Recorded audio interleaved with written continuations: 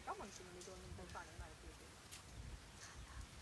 आता पहिला उठला. आलेत का कोणी त्याच्या?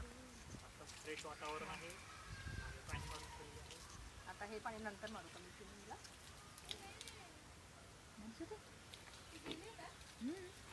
बघा तो ते असं दिसलं मला एक व्ह्यू.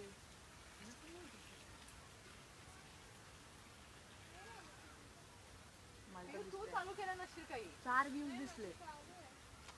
कोण आहे बघ? आता ओरडू नका.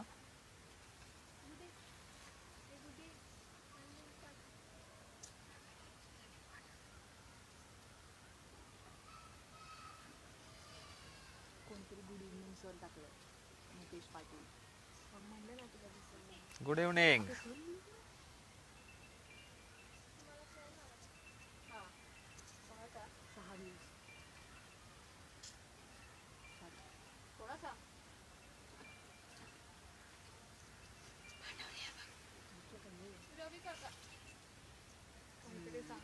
हां काय विचार. विचार ना, हे घे ना. हॅलो.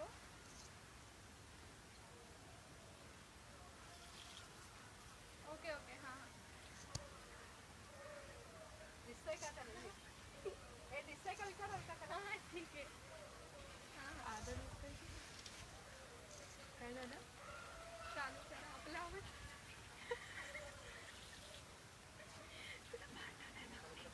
मामा तुम्हाला चालू करायला सांगितलं. नमस्कार, गुड इव्हनिंग. आजचा विषय हा लॉकडाऊन. हे लॉकडाऊन उठल्यानंतर नेमकी काय परिस्थिती राहणार आहे या विषयावरती विचार व्यक्त करत आहे. सुरुवातीला 20-25 मिनटं मी माझ्या मनातले विचार मांडीन आणि नंतर कोणाला काही प्रश्न असतील तर ते आपण जरूर विचारावेत. 22 मार्चला जनता कर्फ्यू आणि त्याच्यानंतर आज आपण आत्ता 3ऱ्या लॉकडाऊनमध्ये सर्वजण आहोत आणि या लॉकडाऊनचा परिणाम म्हणून साधारणपणे सर्व प्रकारच्या गोष्टी ह्या स्टँडस्टिलला आलेल्या आपण अनुभवत आहोत. आता या लॉकडाऊनमुळे स्वाभाविकपणे जे काही दुष्परिणाम आपल्या अर्थव्यवस्थेवर झालेले आहेत त्याचा 2 मिनिटांमध्ये आपण परामर्श घेऊया आणि नंतर लॉकडाऊन उठल्यानंतर आपल्यासमोर काय आव्हानं आहेत, काय संधी आहेत आणि या सर्व परिस्थितीमध्ये आपण सर्वजण काय करू शकतो याचा थोडक्यात उहापोह करूया. लॉकडाऊनमुळे आपण सर्वजण व्यक्तिशः जसं घरात अडकून पडलेलो आहोत त्याच पद्धतीने सर्व उद्योग व्यवसाय हे सुद्धा गेली जवळजवळ 45 दिवस बंद आहेत. सरकार त्यांच्या परीने केंद्र सरकार आणि राज्य सरकारं या लॉकडाऊनमुळे अडचणीत असलेल्या गोरगरिबांना, मजुरांना, त्याचप्रमाणे उद्योग व्यवसाय जिवंत राहावेत यासाठी उद्योग व्यवसायातल्या सर्व भागीदारांना पण वेगवेगळ्या पद्धतीने मदत करताना आपण सर्वजण अनुभवत आहोत आणि त्याचबरोबर आपल्या सर्वांचं देखील या सर्व अडचणीमध्ये सापडलेल्या लोकांना मदत करण्यामध्ये खूप मोठा सहभाग आपण अनुभवत आहोत. कोणतीही गरीब श्रीमंत व्यक्ती या लॉकडाऊनच्या काळामध्ये अडचणीत सापडू नये, विशेषतः गोरगरीब ज्यांचं हातावर पोट आहे अशा व्यक्तींसाठी सरकारने अगदी सुरुवातीलाच 1,70,000 कोटीचं पॅकेज देऊन महिला बचत गटाच्या सदस्यांना, उज्ज्वला गॅसधारकांना, सेल्फ हेल्प ग्रुपच्या सर्व सदस्यांना, त्याचबरोबर सिनियर सिटीजन्स, दिव्यांग या सर्वांसाठी आर्थिक आणि अन्नधान्याच्या रूपाने मदत केलेली आहे. त्याचबरोबर उद्योजकांना सुद्धा या कालावधीमध्ये ज्या अडचणी भेडसावत आहेत त्या काही प्रमाणात दूर करण्याच्या दृष्टिकोनातनं सरकारने GST आणि अन्य टॅक्सेस भरण्यासाठी जूनपर्यंत मुदत दिलेली आहे. रिझर्व्ह बँकेच्या सर्क्युलरप्रमाणे अशा सर्व उद्योग व्यवसायांना आणि व्यक्तिगत आपणा सर्वांना देखील आपल्या कर्जाचे हप्ते भरण्याला 3 महिन्याची मुदत, कर्जावरचं व्याज भरायला 3 महिन्याची जास्तीची मुदत वाढवून दिलेली आहे। या सर्वामुळे स्वाभाविकपणे आपल्या सर्वांवरती, उद्योगधंद्यांवरती, सरकारवरती आणि व्यक्तिशः आपल्यावरती आर्थिक ताण मोठा आलेला आहे आणि त्या आर्थिक ताणामुळे विशेषतः सरकारांना, वेगवेगळ्या राज्यातल्या सरकारांना आणि केंद्र सरकारला आपलं एकूण ट्रेझरीमध्ये जमा होणाऱ्या पैशाचं प्रमाण खूप मोठ्या प्रमाणात कमी झालेलं आहे आणि त्यामुळे विकास कामांना कदाचित कात्री लागण्याची शक्यता आहे। ही झाली आता लॉकडाऊनच्या काळामध्ये जी परिस्थिती उद्भवलेली आहे, जी आपण सर्वजण अनुभवत आहोत। आता प्रत्यक्षात लॉकडाऊन, तिसऱ्या लॉकडाऊनमध्ये सरकारने लॉकडाऊन एक्सटेंड करत असताना ग्रीन झोन, ऑरेंज झोन आणि पिंक आणि रेड झोन या माध्यमातून वेगवेगळ्या झोनमध्ये विविध प्रकारच्या सवलती किंवा रिलॅक्सेशन ज्याला म्हणता येईल ते रिलॅक्सेशन देऊन छोटे मोठे उद्योग व्यवसाय सुरू करावेत अशा प्रकारचे आदेश दिलेले आहेत। त्यामुळे विशेषतः इन्फ्रास्ट्रक्चरमध्ये काम करणाऱ्या कंपन्यांना 20 एप्रिल नंतरच काही प्रमाणामध्ये कामकाज करायला संधी मिळाली आणि या 3 मे नंतर रेड झोनमधल्या आणि विशेषतः 4 नगरपालिकांमधल्या उद्योग व्यवसाय सोडले तर अन्यत्र ठिकाणी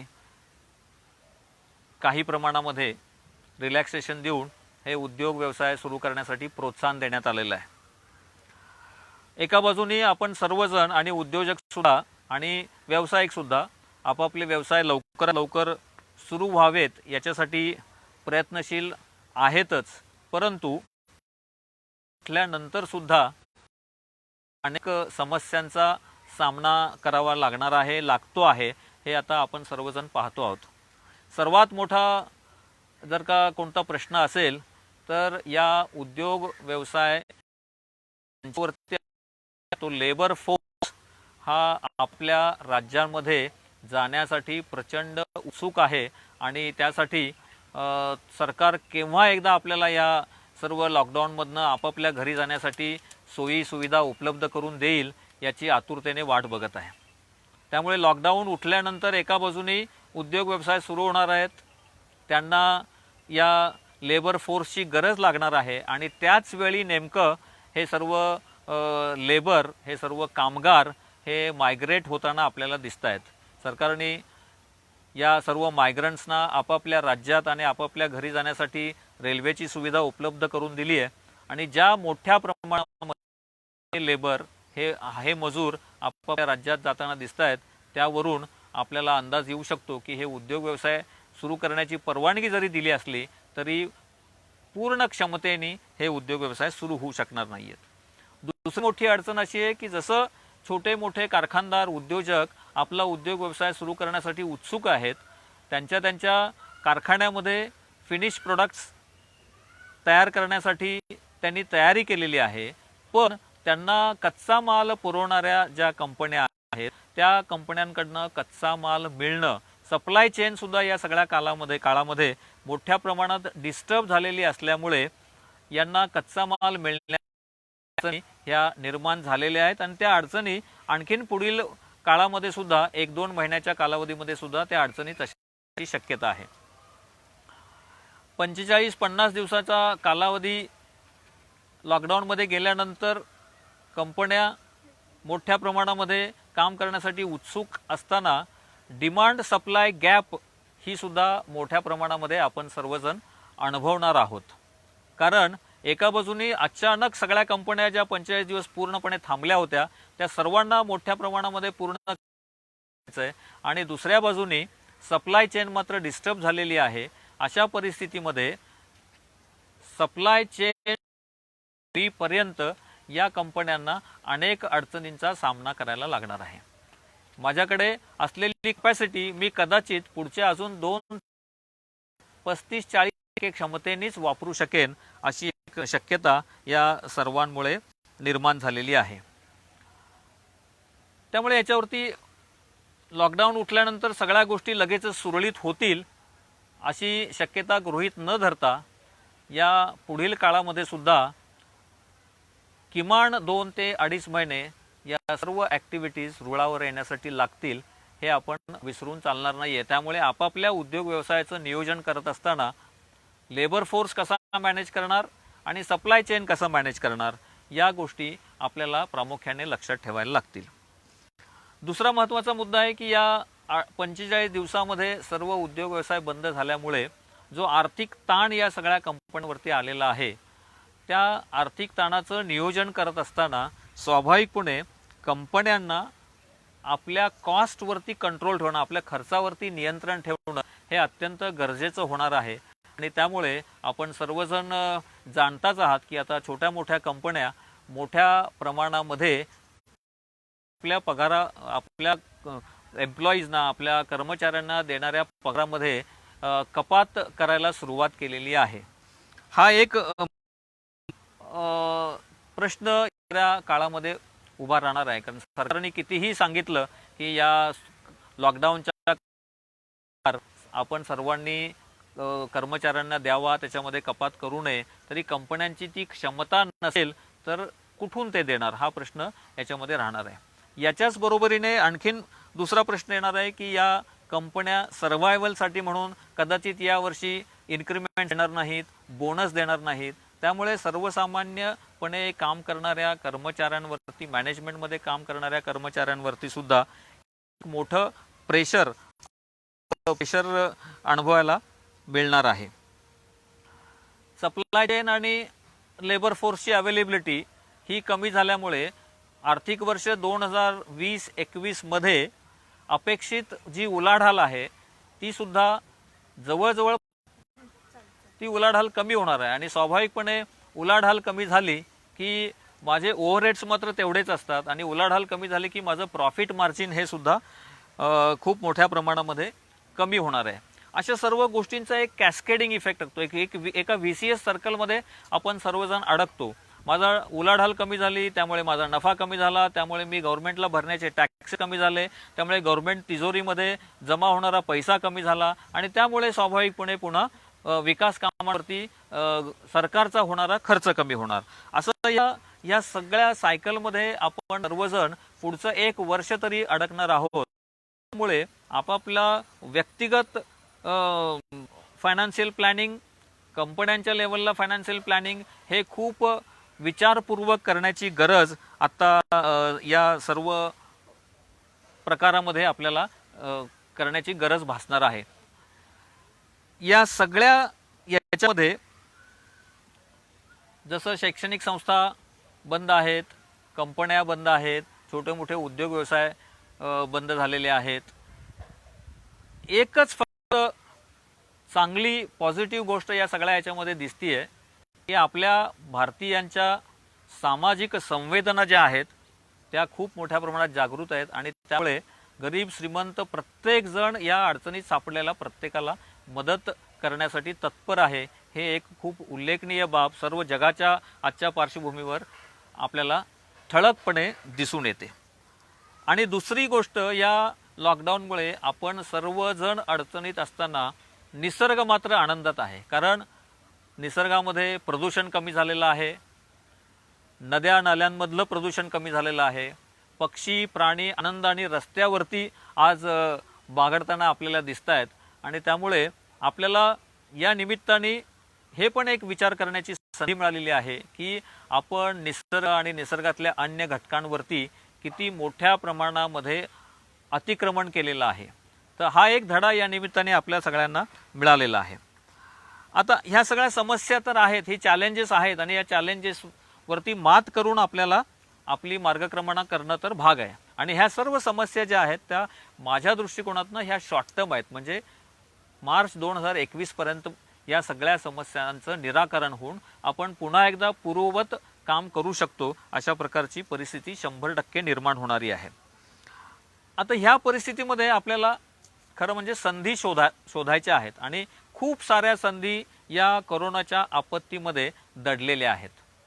सर्वात महत्त्वाचं म्हणजे शेती आणि शेतीपूरक व्यवसायाचा आपण विचार केला तर असं लक्षात येईल की कुठल्याही प्रकारची महामारी असो, युद्धजन्य परिस्थिती असो, महापूर असो, सर्व प्रकारच्या विपरीत परिस्थितीमध्ये शेतीमाल आणि शेतीपूरक व्यवसाय याची गरज आपल्याला निरंतर भासत राहणार आहे जगात सगळीकडे.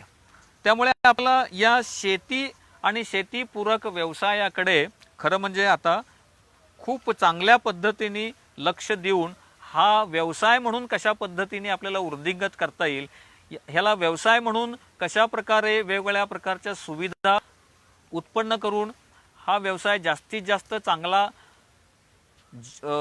इफेक्टिव्ह करण्याच्या दृष्टिकोनातनं ही एक संधी म्हणून आपण त्याच्याकडे बघू शकतो. याच्यात प्रामुख्याने विचार केला तर शेतीपूरक व्यवसायामध्ये आपल्याला खूप मोठ्या प्रमाणात कोल्ड स्टोरेजची व्यवस्था करण्याची गरज आहे, वेअर हाऊसेसची खूप मोठ्या प्रमाणामध्ये गरज आहे, फ्रूट प्रोसेसिंग कॅनिंगसारख्या उद्योग व्यवसायाला खूप चांगली अशी परिस्थिती आता निर्माण झालेली आहे. त्यामुळे आपण सर्वजण, मग त्यात इंजिनियर्स असो, व्यावसायिक असो, उद्योजक असो, या शेतीकडे एका वेगळ्या अर्थाने बघण्याची एक संधी आपल्याला मिळाली आहे आणि शेती ही सगळ्यात चांगल्या पद्धतीने करून या सर्व 30 कोटी देशाच्या गरजा भागवण्याच्या दृष्टिकोनातनं तो एक नफा देणारा व्यवसाय म्हणून त्याच्याकडे जर बघितलं तर निश्चितपणे शेती आणि शेतीपूरक व्यवसाय हे एक चांगलं आपल्याला क्षेत्र या निमित्ताने उपलब्ध झालेलं आहे. आता याच्या बरोबरीने ज्याची निरंतर गरज लागणार आहे ते आहे शिक्षण क्षेत्र. शिक्षण क्षेत्रामध्ये सुद्धा आज सर्व प्रकारच्या परीक्षा पोस्टपोन केलेल्या आहेत. अजून नवीन अकॅडमिक वर्ष कधी सुरू होईल हे आपल्याला माहिती नाही आहे, परंतु तरीसुद्धा परिस्थिती विपरीत असली तरीसुद्धा शिक्षणाची गरज ही निरंतर राहणार आहे. त्यामुळे या शिक्षणाकडे सुद्धा पारंपरिक दृष्टिकोनातनं न बघता आपण जर का त्याला एक वेगळ्या स्वरूप तर निश्चितपणे क्षेत्रामधल्या सुद्धा संधी, नुसतं शिक्षण सम्राट होणं, शिक्षण संस्था काढणं एवढंच नाहीये, तर त्या शिक्षण क्षेत्राला पूरक अशा अनेक प्रकारच्या सोयी सुविधा या निमित्ताने जर का आपण देऊ शकलो तर ती एक मोठी अपॉर्च्युनिटी यामध्ये दडलेली आहे. म्हणजे व्हर्च्युअल क्लासरूम खूप छोट्या प्रमाणात आपण आतापर्यंत त्या गोष्टीकडे बघत, कारण ते थोडं कॉस्टली पण आहे. पण आता सगळ्या लॉकडाऊनच्या काळामध्ये अनेक प्रकारचे प्लॅटफॉर्म आता तयार होत आहेत. जसं आपण व्हर्च्युअली आता रोज झूम वरती बोलतोय, गुगल मीट वरती बोलतोय, जिट्सी वरती बोलतोय, तशाच प्रकारे व्हर्च्युअल क्लासरूमच्या संकल्पनेला जर का आपण खूप मोठ्या प्रमाणामध्ये बढावणारं एखादं टेक्नॉलॉजी, एखादं प्लॅटफॉर्म तयार करू शकलो तर मला असं वाटतं की तिथे सुद्धा खूप मोठ्या प्रमाणामध्ये आपल्याला संधी दिसत आहेत. तिसरं सर्वात महत्त्वाचं आहे फार्मा आणि हेल्थ केअर. आपल्या सर्वांना माहिती आहे की आपल्या देशामध्ये हेल्थ सेक्टरवरती होणारा खर्च हा अत्यंत तुटपुंज आहे. खूप कमी प्रमाणामध्ये एकूण लोकसंख्येच्या तुलनेत आपल्याकडे या सोयीसुविधा उपलब्ध असलेला आपण सर्वजण अनुभवतो.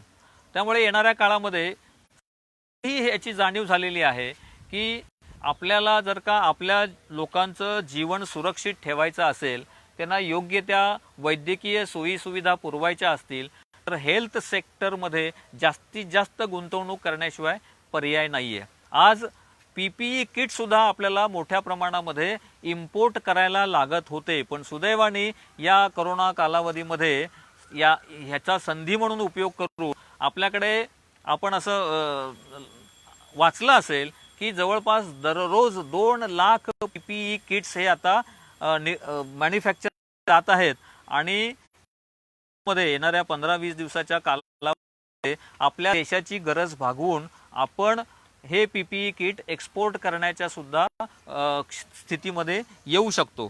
त्यामुळे या हेल्थ सेक्टरमध्ये खूप मोठ्या प्रमाणामध्ये आपल्याला संधी आहेत असं लक्षात येते. आता या हेल्थ सेक्टरमध्ये जसं PPE किट हा एक वस्तू झाली, त्याच पद्धतीने मास्क आहेत, सॅनिटायझर्स आहेत, अशा अनेक प्रकारच्या वस्तू आजपर्यंत आपण चायनामधनं इम्पोर्ट करत होतो. त्या चायनामधनं इम्पोर्ट करणाऱ्या वस्तूंना जर का आपण छोटे मोठे उद्योजक आणि व्यावसायिक जर का त्याला इम्पोर्ट गोष्टी आपण तयार केल्या तर मला असं वाटतं की ती त्या क्षेत्रामध्ये सुद्धा एक खूप मोठी संधी दडलेली आहे.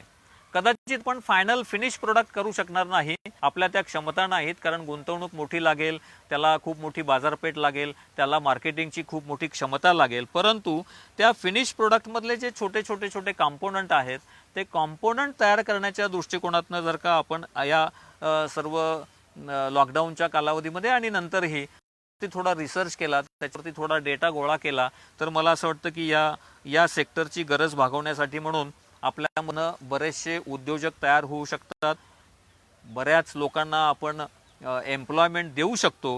अशा प्रकारची स्थिती या नक्की हेल्थ आणि फार्मा सेक्टरमध्ये आहे. पॅरामेडिकलचं महत्त्वसुद्धा खूप मोठ्या प्रमाणात आत्ता वाढणार आहे, ज्याच्यासाठी सुद्धा खूप मोठ्या प्रमाणामध्ये स्किल्ड माणसं आपल्याला लागणार आहेत. त्या प्रकारचं शिक्षण प्रशिक्षण देणाऱ्या संस्थांची पण गरज लागणार आहे. नुसतेच इंजिनियर्स, डॉक्टर्स आणि CA, ICW, BCom, BA झालेल्या आपल्या ग्रॅज्युएट्सपेक्षाही या क्षेत्रामध्ये काम करणारे कौशल्य असलेल्या लोकांची गरजसुद्धा मोठ्या प्रमाणात लागणार आहे. स्किल डेव्हलपमेंटच्या सेंटर्सची सुद्धा मोठ्या प्रमाणामध्ये गरज भासणार आहे आणि मला असं वाटतं की तिथे उद्योग म्हणून एक संधी आपण निश्चितपणे घ्यायला हरकत नाही आहे. त्याच्यानंतरचं क्षेत्र आहे बँकिंग. कारण या सर्व बंदीच्या काळामध्ये किंवा अशा प्रकारच्या महामारीच्या काळामध्ये जर आपल्याला तितक्याच ताकदीने उभं राहायचं असेल तर भांडवल पर्याप्तता ही एक सर्वात मोठी गरज राहणार आहे आणि भांडवलाची पर्याप्तता किंवा भांडवल आपल्यापर्यंत पुरवण्याचं काम हे वित्तीय संस्था आणि बँका करत असतात आणि त्यामुळे बँकिंग क्षेत्राला सुद्धा इथून पुढच्या काळामध्ये खूप मोठ्या प्रमाणामध्ये टेक्नॉलॉजी बेस्ड व्यवसाय करण्याची संधी आहे. आता जे काही आपण टेक्नॉलॉजी बेस्ड आणि डिजिटल बँकिंगच्या माध्यमातून सेवा सुविधा पुरवित आहोत त्या सोयी सुविधा आणखीन जास्तीत जास्त कशा वाढवता येतील. आज डिजिटल बँकिंग हे बहुतांशी शहरी भागापुरतं मर्यादित आहे, तर ते शहरी भागापुरतं मर्यादित न राहता आपण खेड्यापाड्यापर्यंत कशा पद्धतीने ते घेऊन जाऊ शकतो, तशा प्रकारची मॅनपॉवर, तशा प्रकारचं एक्सपर्टीज कशा पद्धतीने आपण तयार करू शकतो, याच्यासाठी सुद्धा जर का आपण विचार केला तर बँकेतलं काम हे निरंतर चालणार आहे आणि तिथे खूप मोठ्या संधी आपल्याला उपलब्ध होताना दिसत आहेत. आता डिजिटल बँकिंग करत असताना स्वाभाविकपणे त्याचे काही तोटे आहेत, त्याचे काही धोके आहेत आणि सर्वात मोठा धोका हा सायबर सिक्युरिटीचा आहे. आता सायबर सिक्युरिटीच्या माध्यमातून ज्या प्रकारे अटॅक होत, ज्या प्रकारे अनेक बँकांमधला पैसा हा तर या सायबर सिक्युरिटीच्या विषयात सुद्धा खूप मोठी गॅप आहे आणि सायबर सिक्युरिटीची गॅप भरण्याच्या दृष्टिकोनातून सुद्धा आपल्याला एक उद्योग व्यवसायाची संधी म्हणून या क्षेत्राकडे बघता येऊ शकतं. वेगवेगळ्या प्रकारचे पेमेंट गेटवेज आज आपल्याकडे उपलब्ध आहेत, परंतु याच्या पलीकडे जाऊन सुद्धा खेड्यापाड्यातला अतिशय कमी शिकलेला माणूस सुद्धा या पेमेंट गेटवेचा कशा पद्धतीने वापर करू शकेल अशी काही नवीन तंत्रज्ञान आणणं आणि ती बँकेला सेवा स्वरूपात वस्तू स्वरूपात विकण्याची सुद्धा संधी आपल्याला खूप मोठ्या प्रमाणामध्ये उपलब्ध आहे.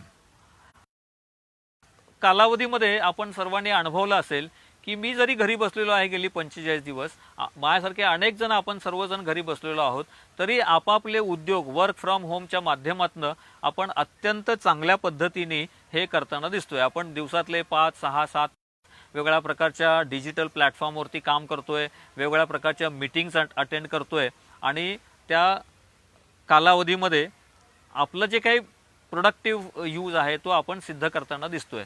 तर या सगळ्या डिजिटल प्लॅटफॉर्म्सची जी गरज आहे ती मला वाटतं IT क्षेत्राचं जे महत्त्व आहे ते या कालावधीमध्ये आणि इथून पुढे आणखीन मोठ्या प्रमाणामध्ये उजळून निघणार आहे. कारण आपण IT बेस्ड सर्व्हिसेस वापरतो, पण ते मोठमोठ्या उद्योगधंद्यांमध्ये अजूनही छोट्या छोट्या उद्योगधंद्यांमध्ये त्याचा म्हणावा तितका वापर केला जात नाही. विशेषतः खेड्यामध्ये तर याचा खूप कमी वापर केला जातो. तर ही एक संधी आहे की IT आणि IT इनेबल्ड सर्व्हिसेस आपल्याला शेवटच्या माणसापर्यंत कशा पोहोचवता येतील आणि हे पोहोचवताना ते कॉस्ट इफेक्टिव्ह असतील, वापरायला सहज साध्या सोप्या असतील, अशा प्रकारचा सुद्धा विचार आपण करण्याची गरज आहे.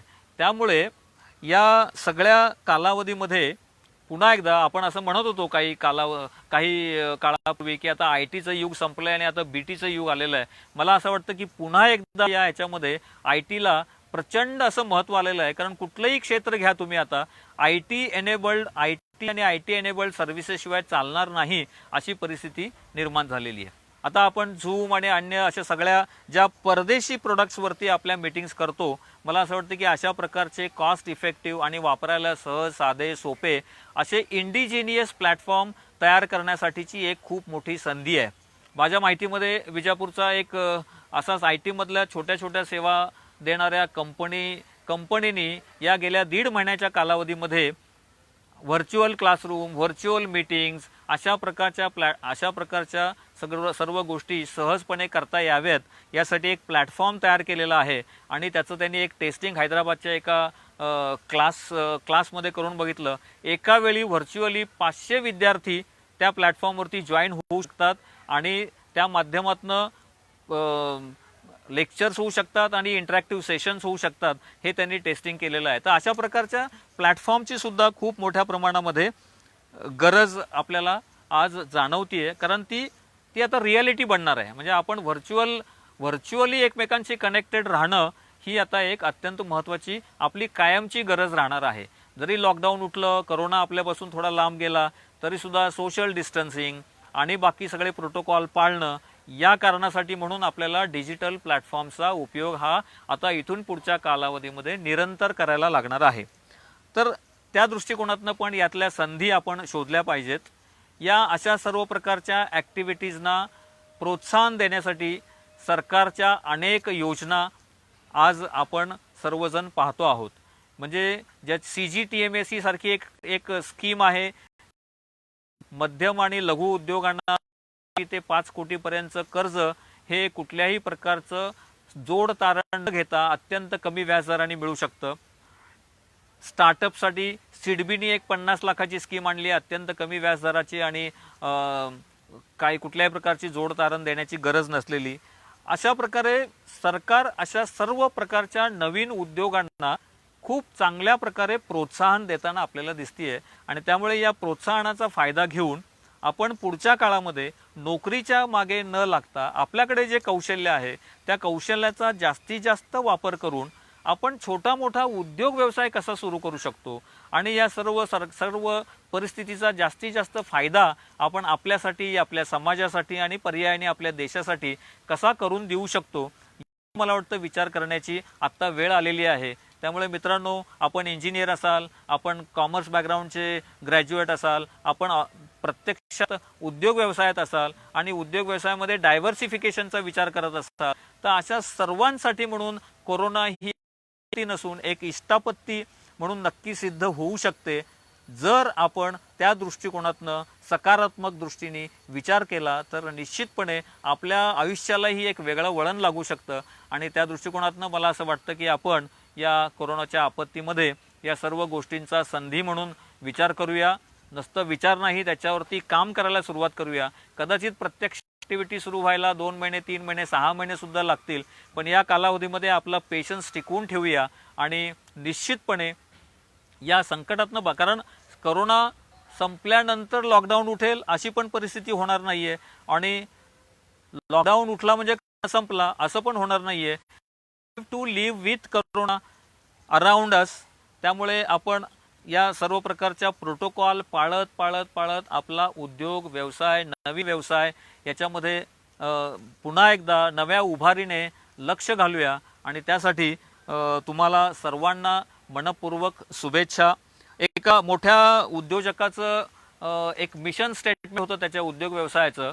ते असं होतं की त्यांनी माझ्या उद्योग व्यवसायाचं नेमकं मिशन किंवा व्हिजन स्टेटमेंट काय आहे किंवा मी उद्योग व्यवसाय कशासाठी करतोय, तर त्यांनी अतिशय एका वाक्यामध्ये ते सांगितलंय, to live this world better than we found it.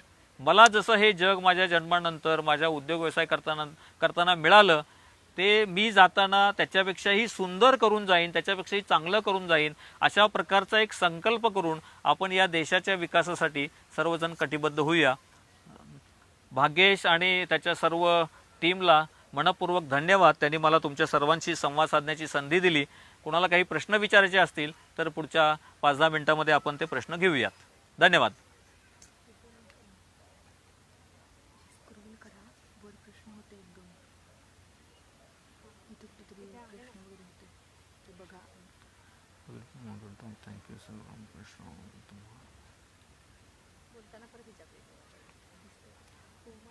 कोणी प्रश्न नाही madam.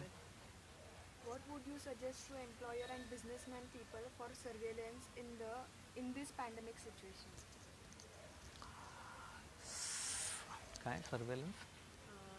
What would you suggest to employer and businessman people for surveillance in this pandemic situation? Basically, as I said, there are the more we use the digital platforms and information technology, the more risks are there. But yes, there are ways and means to control such accidents. त्यामुळे surveillance आपल्या उद्योग व्यवसायामध्ये कुठल्याही प्रकारचा accident होणार नाही या दृष्टिकोनातनं surveillance measures काय असू शकतात, तर मी मगाशी जसं सांगितलं की अशा प्रकारचे प्रॉबेबल काय काय धोके आपल्याला हे सगळे डिजिटल प्लॅटफॉर्म वापरण्यामुळे येऊ शकतात याची एक व्यवस्थित यादी करणं आणि त्याला काउंटर करण्यासाठी म्हणून काउंटर फोर्सेस काय काय आपण वापरू शकतो, मग ते अँटीव्हायरस असतील, सायबर सिक्युरिटीसाठीचे घेण्यात येणारे मेजर्स असतील, फायरवॉल्स, या सगळ्या गोष्टी जर का आपण विचारपूर्वक सुरुवातीलाच आपल्या सगळ्या भाग केला तर मला असं वाटतं की असे आपल्या व्यवसायाला कमीत कमी भेडसावतील. What would you suggest for graduating students who are if they cannot get employment opportunities after lockdown? No, I think some of you have asked what is the option for graduating students if they don't get employment after lockdown. Basically, as I said, there are going to be job losses of existing employed people, and in addition to that, I think many of you must have experienced that there have been no campus interviews or reduced campus interviews. So it is very much likely that during this current year you may not have very good employment opportunities. So I would suggest either you engage yourself in some skill development, because degree is not enough nowadays. You should acquire some skill, some additional knowledge, and empower yourself to either go for some small business or wait till some good employment opportunities emerge. But till that time you should utilize this time for enhancing your skills and empowering yourself. What will be your suggestions to manage personal finances for middle class people? या प्रश्न विचारला आहे की personal finances manage करण्यासाठी तुमच्या काय suggestions असतील. Basically financial discipline हे सर्वांसाठी अत्यावश्यक आहे, मग ते टाटा बिर्ला असोत किंवा तुम्ही मी असोत. मी मगाशी जसं सांगितलं की ह्या वर्षामध्ये कदाचित मागच्या वर्षीच्या तुलनेमध्ये माझ्या उत्पन्नामध्ये घट होण्याची शक्यता नाकारता येत नाही, कारण मी ज्या उद्योग व्यवसायात काम करतो त्या उद्योग व्यवसायातला माझा पगार कमी होण्याची शक्यता नाकारता येत नाही, मला बोनस कमी मिळण्याची शक्यता नाकारता येत नाही, माझं इन्क्रीमेंट नाकारलं जाऊ शकतं, किंवा मी जो उद्योग व्यवसाय करतोय माझा नफा, कारण माझी एकूण उलाढाल कमी होणार असेल तर माझा नफा पण कमी होण्याची शक्यता नाकारता येत नाही. त्यामुळे आपल्याकडे जो काही उपलब्ध पैसा राहणार आहे तो पैसा अत्यंत इसेन्शियल सर्व्हिसेस ज्याला म्हणतो, इसेन्शियल गुड्स, ज्या खर्चा वाचून आपल्याला पर्याय नाही अशाच खर्चांवरती आपण आत्ता आपला पैसा वापरला जावा. बाकीचा पैसा आपल्याला वेगवेगळ्या पद्धतीने छोट्या गोष्टींमध्ये इन्व्हेस्ट करण्याची गरज आहे. कारण आज जेव्हा आपल्याकडे सरप्लस पैसा होता त्यावेळी आपण कदाचित काही लक्झरियस गोष्टींवरती खर्च करण्याची आपल्याकडे क्षमता होती, परंतु इथून पुढच्या काळामध्ये ती राहणार नाहीये. त्यामुळे असलेला पैसा जपून ठेवणं पुढच्या किमान 1 वर्षापर्यंत, कुठलेही शॉर्ट टर्म रिसोर्सेस म्हणजे माझ्याकडे एक 6 महिने पुरेल इतका पैसा आहे, तो शॉर्ट टर्म साठीचा पैसा कधीही आपण लॉंग टर्म युजेससाठी म्हणजे कुठली तरी भांडवली वस्तू घेतली, नको असताना कार घेतली, नको असताना ट्रॅव्हल टुरिझमवरती काही पैसे खर्च केले, अशा प्रकारचा मोह आपण या वर्षभरामध्ये तरी निश्चितपणे टाळला पाहिजे. आणि आपल्या पैशाचं असलेल्या उपलब्ध पैशाचं एक योग्य पद्धतीने नियोजन आणि गुंतवणूक केली पाहिजे. मग त्यातला काही हिस्सा हा आपण निश्चितपणे फिक्स डिपॉझिट बँकांमध्ये जे मिळू शकतात इमर्जन्सीमध्ये, काही हिस्सा हा PPF मध्ये ज्याचा रेट ऑफ इंटरेस्ट खूप चांगला आहे पण ते जरा लॉंग टर्मसाठी ब्लॉक होणार आहेत, जे टॅक्स फ्री इंटरेस्ट आहे. काही पैसा आपण निश्चितपणे लाईफ इन्शुरन्स कॉर्पोरेशन सारख्या इन्शुरन्समध्ये घालवला पाहिजे. सर्वात महत्त्वाचं, आपल्यावरती काही कर्ज असेल तर काही रक्कम ही टर्म इन्शुरन्ससाठी, ज्याचा आपल्याला परतावा कुठलाही मिळणार नाही पण आपल्यावरचं कर्जाचं बर्डन आहे त्याची जबाबदारी इन्शुरन्स कंपनी घेते आणि अपरोक्ष आपल्या कुटुंबियांवरती कुठल्याही मोठ्या प्रकारचं कर्जाचं ओझं येणार नाही, याच्यासाठी टर्म इन्शुरन्स आपण निश्चितपणे करावं. त्याच्यानंतर ज्यांची अपेटाईट आहे आणि थोडंफार शेअर मार्केट आणि याचं ज्ञान आहे किंवा त्याच्याविषयी रुची आहे तर काही म्युच्युअल फंडामध्ये, कारण आत्ता आपल्या सगळ्यांना माहिती आहे की कॅपिटल मार्केट 41,000वरनं 27,000पर्यंत जवळजवळ 40% खाली आलं. त्यामुळे सगळ्या शेअर्सच्या किमती, जरी कंपन्यांचं फंडामेंटल तेवढं स्ट्रॉंग असेल तरी सुटलेले आपल्याला दिसतात. बजाज फायनान्स सारख्या कंपनीचा शेअर 5,000 रुपयाचा 2,000वरती आलेला आहे. मारुतीचा शेअर 10,000वरनं 5,000 रुपयावर. तर ही एक योग्य वेळ आहे याच्यामध्ये गुंतवणूक करण्याची. बऱ्याच वेळा काय होतं, आपण ज्यावेळी गुंतवणूक करायला पाहिजे, गुंतवणुकीचे 3 फंडामेंटल्स आहेत, एक फिअर, एक होप आणि तिसरी ग्रीड. ज्यावेळी आपण गुंतवणूक करायला पाहिजे त्यावेळी ती फिअर आपल्यावरती हावी असते आणि त्या भीतीमुळे आपण गुंतवणूक न करता उलट गुंतवणूक केलेली रक्कम नुकसानीमध्ये काढून घेतो आपण. तर हे फिअर आपण टाळलं पाहिजे. खाली येत असताना आपण जास्तीत जास्त इन्व्हेस्टमेंट करू शकलो पाहिजे, त्याचा फायदा आपल्याला घेता आला पाहिजे. आपण जेव्हा केव्हा इन्व्हेस्टमेंट केलेली आहे आणि आपल्या अपेक्षेप्रमाणे त्याच्यामध्ये 30-40% रिटर्न, 25-30% बँकांपेक्षा जास्त रिटर्न्स मिळालेले आहेत, अशा वेळी ती काढण्याचं पण आपण धारिष्ट दाखवलं पाहिजे. नाहीतर मग बऱ्याच वेळा काय होतं, आपल्यावरती ग्रीड हवी होते, म्हणजे आपली हाव, आणि मग 40% मिळालेत का याच्यामध्ये, अजून 50% मिळेपर्यंत थांबूया, अजून एक 10% मिळेपर्यंत थांबूया, असं म्हणत आपण योग्य वेळी त्यातनं एक्झिट होत नाही. आणि मग तो 40% मिळणारा सुद्धा कधी कधी अशा कुठल्या तरी अनाकलनीय गोष्टीमुळे ते मार्केट एकदम क्रॅश होतं आणि 40 रुपये मिळण्याच्या ऐवजी आपलं नुकसान व्हायची शक्यता असते. त्यामुळे पर्सनल फायनान्शियल प्लॅनिंग हे या पद्धतीने करण्याची गरज आहे. Can you elaborate on use of digital technology for education sector? प्रश्न असा आहे की डिजिटल टेक्नॉलॉजीचा वापर आपल्या शैक्षणिक याच्यासाठी कसा करता येऊ शकतो. मगाशी मी म्हटलं तसं की आता फिजिकल मुवमेंट्सवरती मोठ्या प्रमाणामध्ये सोशल गॅदरिंग्सवरती, सोशल आणि अन्य प्रकारच्या गॅदरिंग्सवरती मर्यादा येणार आहेत आणि त्यामुळे आपल्याला व्हर्च्युअल क्लासरूम ही एक रियालिटी होणार आहे. त्यामुळे या क्षेत्रामध्ये जे तज्ज्ञ लोक आहेत, जे लोक जो विषयामध्ये त्यांचं एक्सपर्टीज आहे, त्यांनी त्यांच्या सिलेबसनुसार, त्यांच्या एक्सपर्टीजनुसार त्याचे व्हिडिओज करणं, त्या व्हिडिओज अपलोड करणं आणि त्या व्हिडिओच्या माध्यमातून आपल्या विद्यार्थ्यांना शिक्षण देणं ही एक रियालिटी होणार आहे. त्यामुळे जसं आहे तसं व्हर्च्युअल क्लासरूममध्ये सगळे असेंबल होऊन त्या ठिकाणी बघणार नसतील तर किमान आपण आपापल्या विषयाला व्हिडिओ करून आपण टाकले आणि विद्यार्थ्यांना ते बघायला सांगितले तर ती एक या डिजिटलच्या अनुषंगाने शिक्षण क्षेत्राची गरज आहे. Please comment on service sector future. Service sector future बद्दल विचारलंय. Service sector future is definitely bright, कारण आपल्या देशामध्ये सर्व्हिस सेक्टरची जी वाढ झाली आहे गेल्या काही वर्षामध्ये ती खूप मोठ्या प्रमाणात झालेली आहे.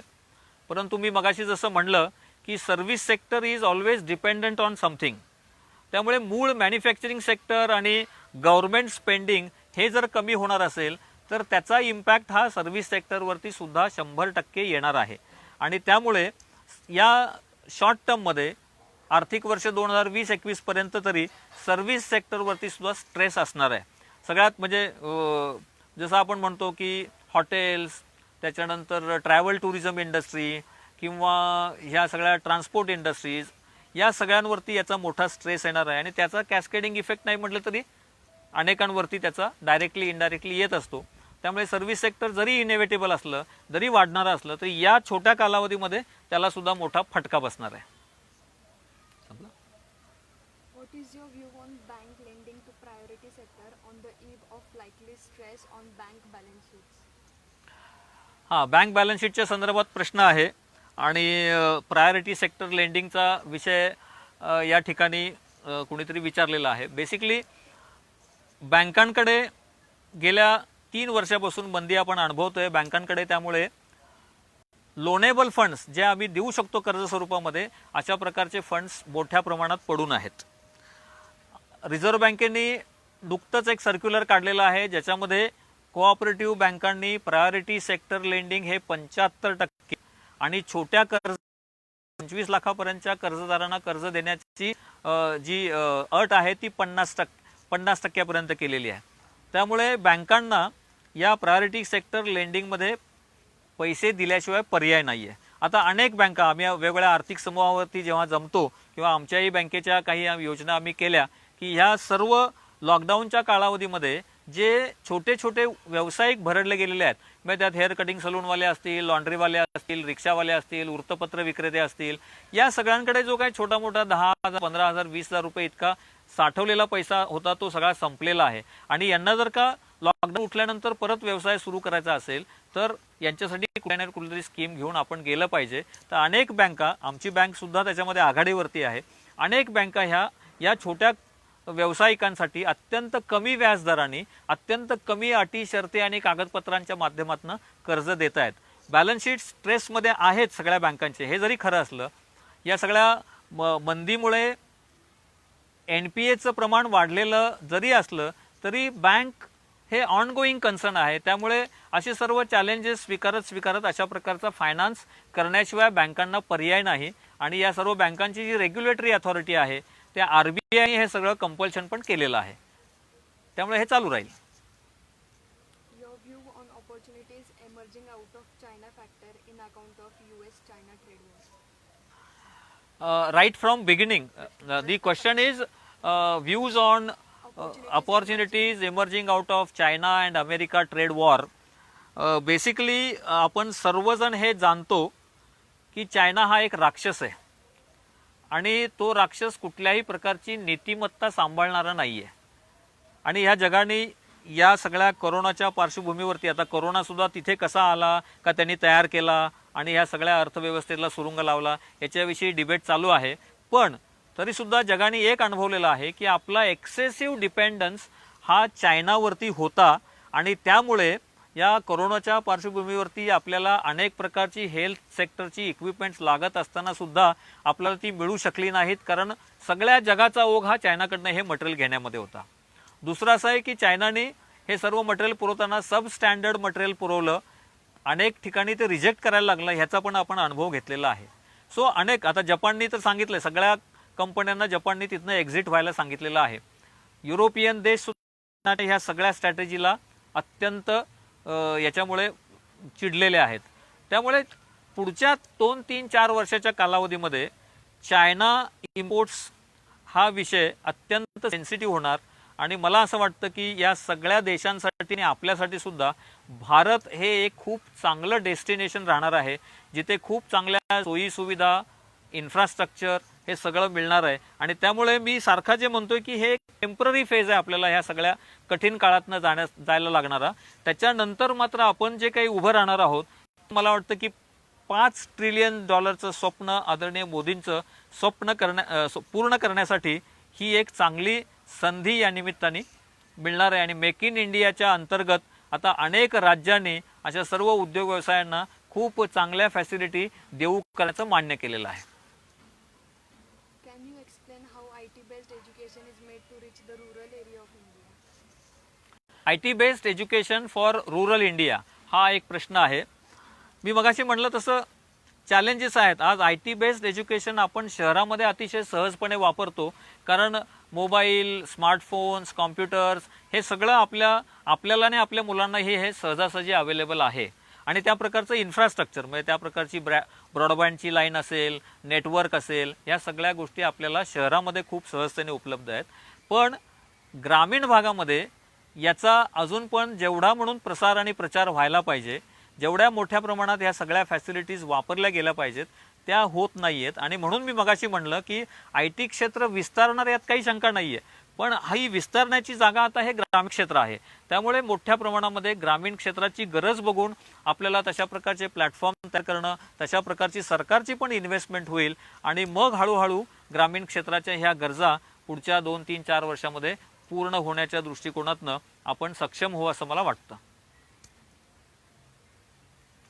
प्रश्न संपले असतील तर भाग्येश तुम्हाला सांग थांबवायचं. थांबूया. चला, सर्वांनी ऐकून घेतल्याबद्दल धन्यवाद आणि सर्वांना अतिशय मनपूर्वक शुभेच्छा. लॉकडाऊनमधनं लवकरात लवकर बाहेर पडून आपण पूर्ववत आपलं जीवन आणखीन जास्त ऊर्जा घेऊन